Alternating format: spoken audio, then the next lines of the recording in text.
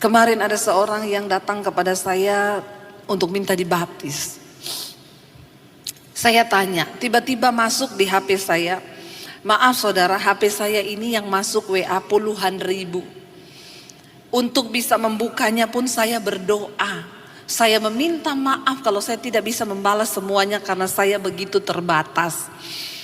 Tiba-tiba berapa waktu yang lalu ada WA yang masuk, tulisannya gini, "Ibu, saya mau dibaptis." Di antara semua WA yang masuk itu saya tertarik dengan WA satu ini yang berkata, "Ibu, saya mau dibaptis."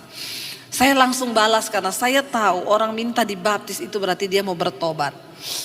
Lalu saya balas, "Oh iya, asal gerejanya dari mana? Kenapa mau dibaptis?"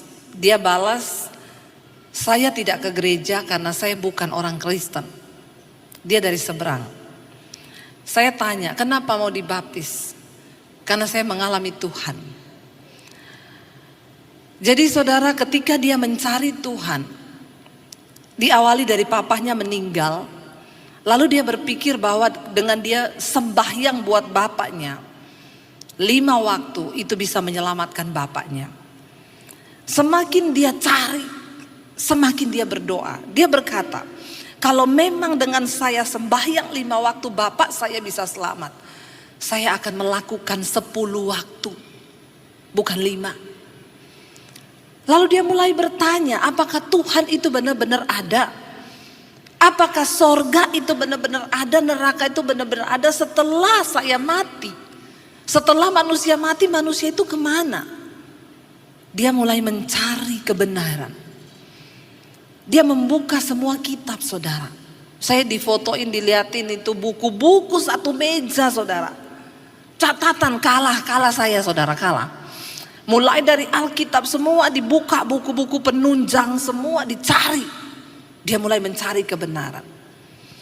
Firman Tuhan berkata, berbahagialah orang yang mencari Tuhan. Carilah Tuhan selama ia berkenan untuk ditemui. Berserulah kepadanya selama ia dekat. Dia cari saudara, dia mulai perbandingkan. Sementara dia terus sembahyang 5 waktu. Satu saat ketika dia sedang sembahyang 5 waktu, Tuhan mendatangi dia secara pribadi.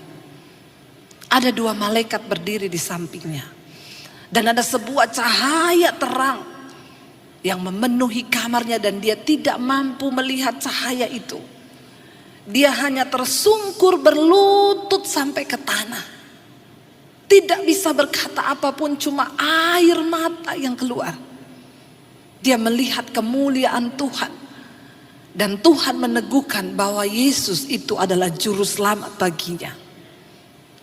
Yesus yang sudah mati buat dia di atas kayu salib. Yesus yang sama yang mati bagi saudara dan saya. Lalu dia mulai mencari kebenaran. Dia mulai cari di YouTube khotbah-khotbah.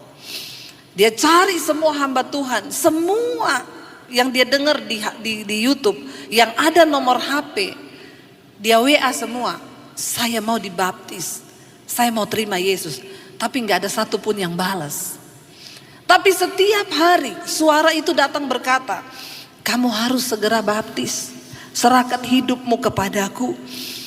Tiap hari dia nangis, tidak bisa tahan hadirat Tuhan yang begitu kuat. Lalu dia berkata, "Tuhan tunjukkan, saya mau dibaptis. Saya menyerahkan hidup tapi gak ada satupun yang balas WA saya. Saya harus mencari kemana?" Tiba-tiba dia melihat channel saya lewat di iPadnya dia.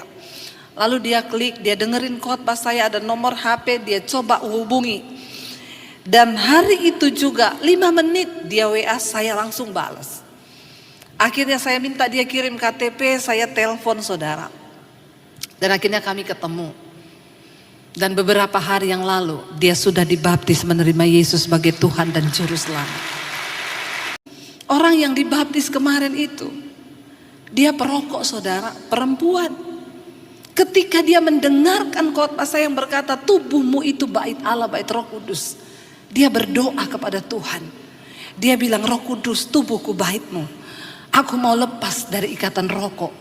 Dan hari itu juga Tuhan melepaskan dia.